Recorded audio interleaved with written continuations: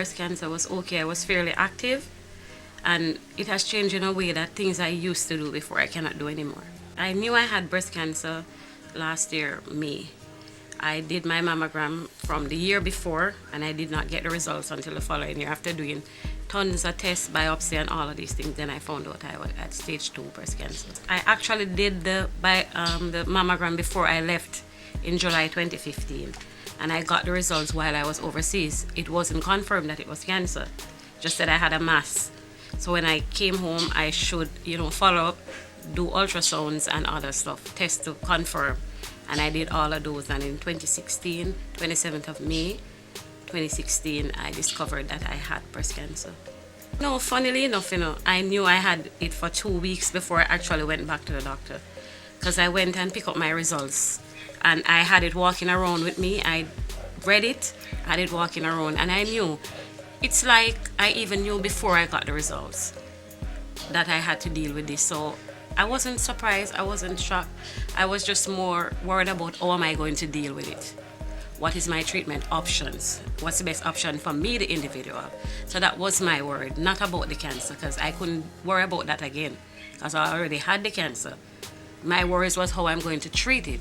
That was my worries. My doctor told me about the cancer. He gave me treatment options. I could have done chemo and radiation and not do the mastectomy. But I chose to do the mastectomy right off because I think it was the safest route to go.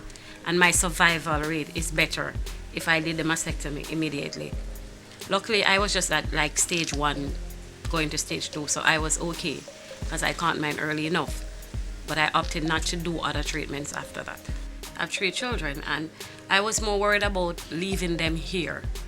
Not worried about myself, I was just worried about leaving my children, and then a bit worried about how they were going to handle the situation, but they handled it pretty well, trust me. They handled it really, really well, and I am glad for the children that I had, and the support was very good. Because women sometimes like to wear really nice, sexy cleavage. I can't do that anymore. I can't use certain products on my skin anymore, because if I'm using a roll-on, it has to be a deodorant, and there's not much deodorant. I cannot use an antiperspirant anymore. It has to be a deodorant. I can't use certain perfumes, and then I don't have much feeling under my arm either. So that's also a challenge. You understand? There's just a lot of changes. Challenges that comes, I can't lift my arm too high, but I'm still grateful the fact that I'm here. These little challenges are things I can handle. The fact that I'm still here for my children and my family is more important than anything else. I'm one of the lucky ones who had family to stick by me. My sisters, as I said, my ex-husband and other relatives that were overseas, everybody chipped in and did what they could to make this an easy transition for me. I like physical activities. Go jogging, I go to the gym, a lot of things. Now I'm just starting to get back into these things because I had to take time off. Because I'm still going through the healing process, which is a long process. But I'm at a point now where I can start doing some physical activities. But I have to change my eating habits. You can't eat all of the things you used to eat before. You have to change. You just have to change everything. It's a lifestyle change.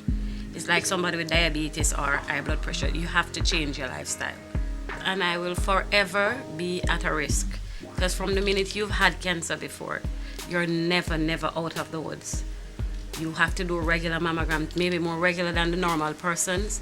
Your checks, you have to do regular blood tests. You're constantly at the doctor because you're constantly monitored. You're at a higher risk now than somebody who didn't have it before.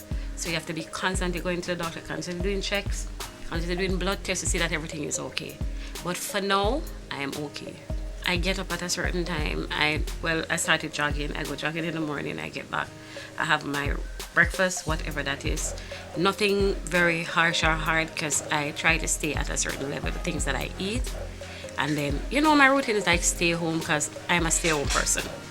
I'm not working right now, so I stay home and just relax, try to keep my body healthy. From time to time, I do motivational speeches. I do to youth groups, and I tell everybody the same thing. Age has no limit to these type of illnesses anymore.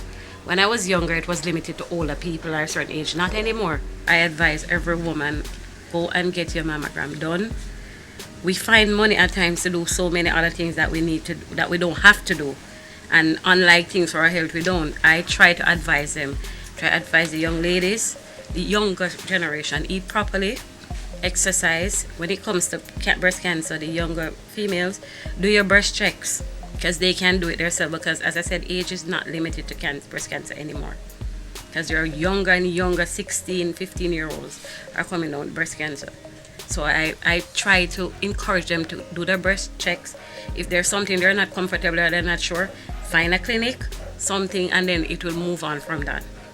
Even when it comes to diabetes, hypertension, I do encourage people, go to the doctor, get checkups. This is the only way we're going to know that something is wrong. We need to find time for our health and our bodies. Because if we don't do that, sometimes when we find out, it's just too late. And I'm an example of doing checks, because if I didn't do, I wouldn't even know I had cancer, because I had no signs, no symptoms, no nothing. Just, I was okay.